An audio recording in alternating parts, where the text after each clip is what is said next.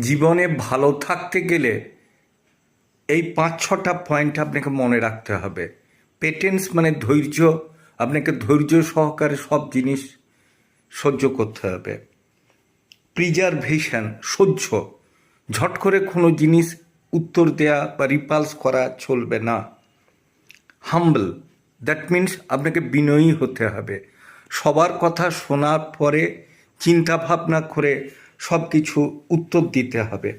Honesty, সততা, আপনি যদি সততা সহকারে সব কাজ করেন, লোকে আপনাকে বিশ্বাস করবে, আপনার উপরে নির্ভরতা আনবে এবং আপনি ভালো থাকবেন।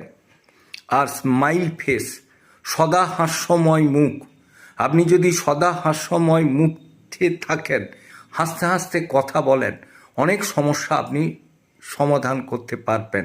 এই কটা পয়েন্ট আপনি যদি মেনে চলেন, আপনি জীবন